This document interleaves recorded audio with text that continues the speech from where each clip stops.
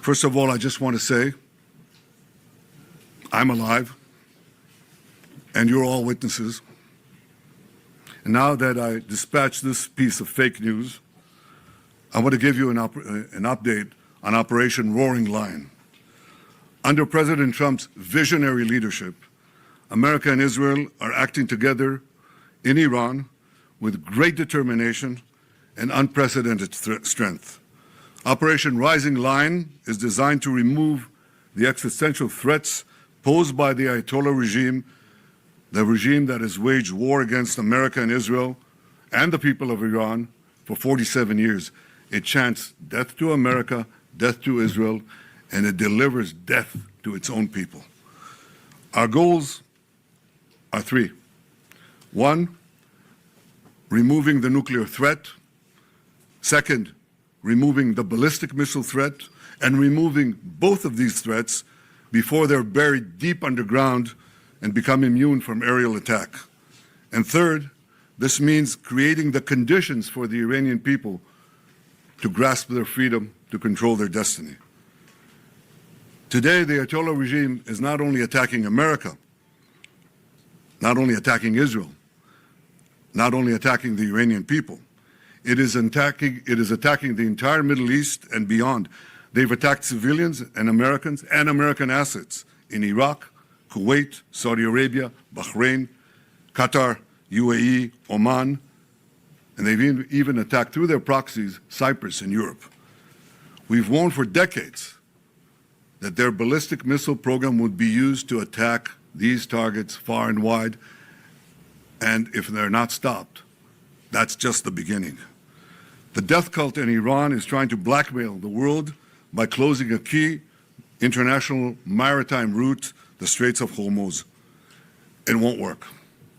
Israel is helping in its own way, and intel and other means, the American effort to open the Straits of Hormuz, rather. But I want to ask you to imagine how the Ayatollah regime would be able to blackmail the entire world if they had ballistic missiles with nuclear warheads.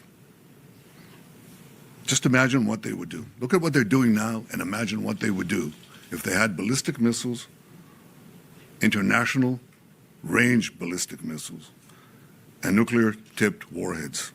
Just imagine what a great threat that would be.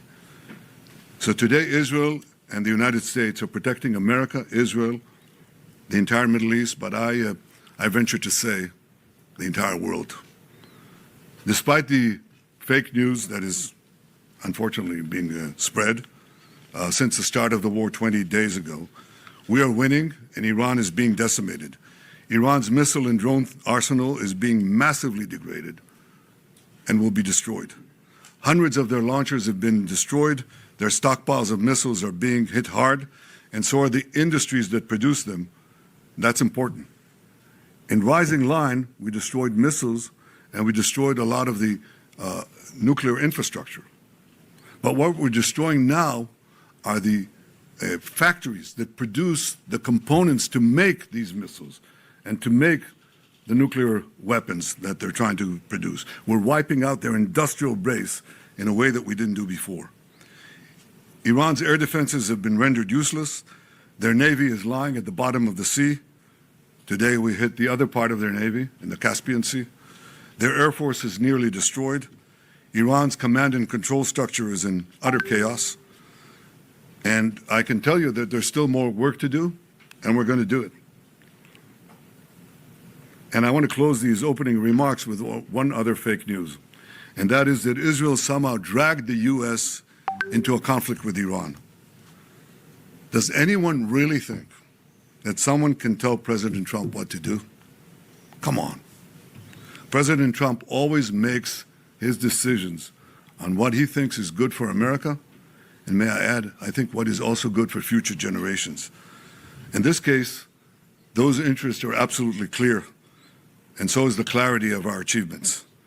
Together in close coordination with President Trump, the close coordination between America and Israel, our militaries, our intelligence services, we're achieving goals in lightning speed. But I want to say another word. It's been said that for 40 years, I've been saying that Iran is a danger to Israel and a danger to the world. That is true. You know who else said that? President Trump. 47 years ago, when the Iranian thugs took over the American embassy, he said how dangerous this regime is. In his first term in office, he didn't need any convincing. He said the Iranian nuclear deal was the worst deal that he'd ever seen, and he walked out of it. Right before his second term, before he was reelected, I went to see him in Mar-a-Lago. The first thing he said to me was, "Bibi, we've got to make sure that Iran doesn't have nuclear weapons." He said that to me. I didn't say it to him. He didn't need any convincing there either. Now, why did he say that?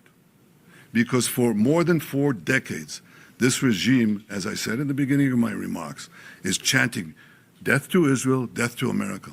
But they say Israel is only the small Satan standing in their way. The great Satan is the United States of America.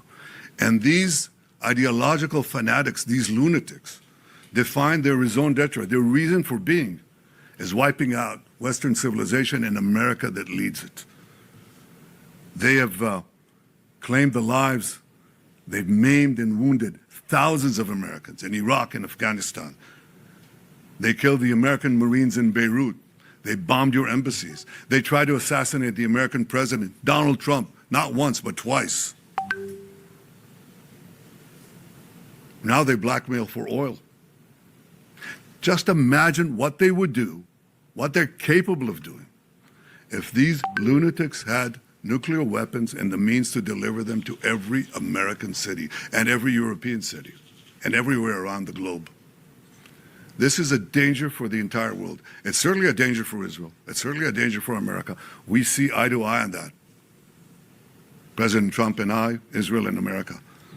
But I think if people are honest, if leaders are honest, they would understand that we're not only fighting our fight, we're fighting their fight. I speak to dozens of world leaders. Dozens. They all know that. And privately, they all say that. They say that privately, but I say it publicly. The world owes a debt of deep indebtedness to President Trump for leading this effort to safeguard our future.